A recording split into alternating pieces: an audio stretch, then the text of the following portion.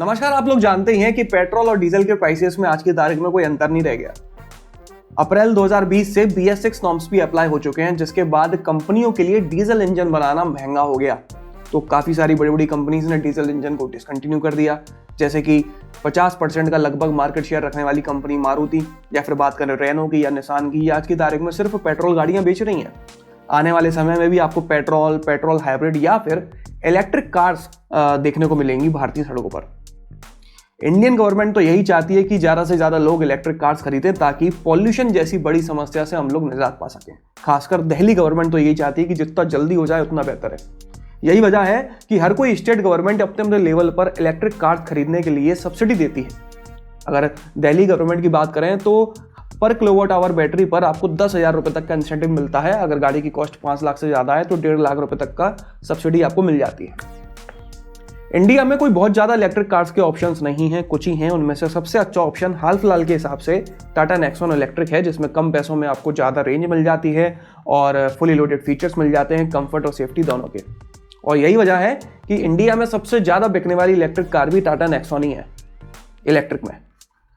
लेकिन अभी हाल ही में इस सबसे ज़्यादा बिकने वाली इलेक्ट्रिक कार के खिलाफ एक सीरियस कंप्लेंट रजिस्टर की है नजफगढ़ में रहने वाले एक ओनर ने। इनका यह कहना है कि इन्होंने 3 दिसंबर को सफदरजंग एनक्लेव के टाटा डीलर से नेक्सॉन इलेक्ट्रिक को खरीदा। नेक्सॉन इलेक्ट्रिक में 312 किलोमीटर की रेंज क्लेम की जाती है। इसी क्लेम से अट्रैक्ट होकर, इसी क्लेम से प्रभावित होकर उन्होंने इस गाड़ी को खरीदा था। लेकिन खरीदने से लेकर अब तक इसने आज तक 312 किलोमीटर की रेंज नहीं दी है। फुल चार्ज करने पर यह गाड़ी कभी भी 200 किलोमीटर से ज्यादा नहीं चल सकी। इस कंप्लेंट को लेके ये अपने डीलर के पास जाते हैं।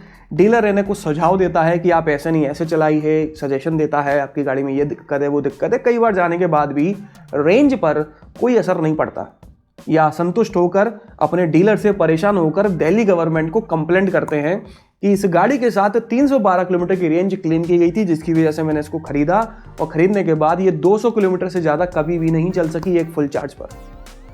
इस कंप्लेंट के ऊपर तुरंत एक्शन लेके दिल्ली गवर्नमेंट एक शो कॉज नोटिस देती है टाटा मोटर्स को, जिसमें लिखा जाता है कि इसके खिलाफ आप तुरंत के तुरंत जवाब दें 15 फरवरी को दिन में 12 बजे। और अगर टाटा मोटर्स जवाब नहीं देती है तो उनके खिलाफ एक्शन लिया जाएगा।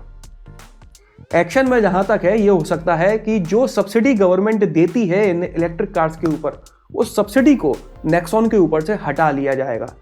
मतलब कि नेक्सॉन की सेल्स पर काफी बुरा असर पड़ेगा अगर ये एक्शन ले लिया जाता है तो।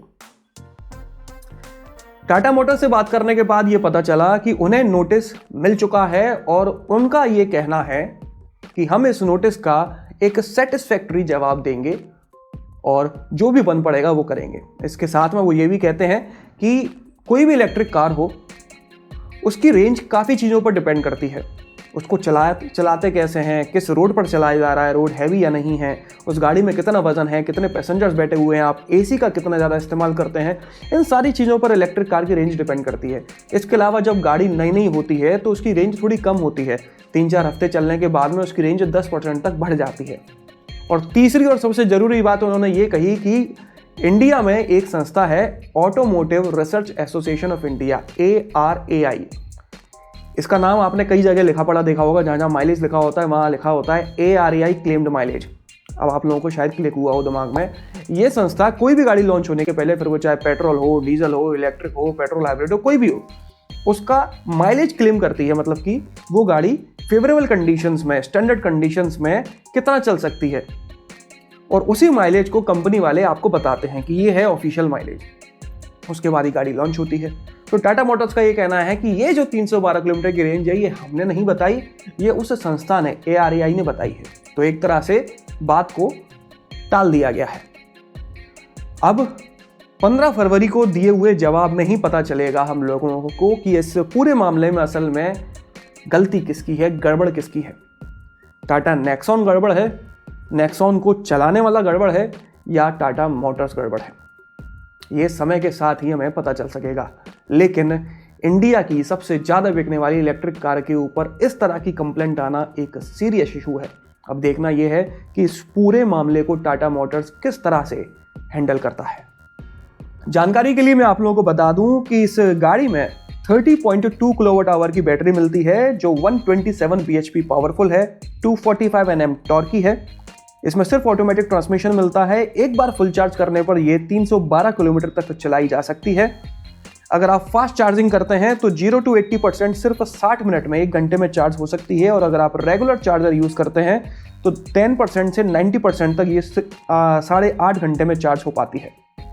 ग्लोबल NCAP की सेफ्टी रेटिंग के अनुसार इसे 5 स्टार रेटिंग दी गई है। इसके अलावा इस गाड़ी की बैटरी और मोटर के साथ आपको टाटा मोटर्स के द्वारा 8 साल तक या फिर 1.6 लाख किलोमीटर तक का वारंटी दी जाती है।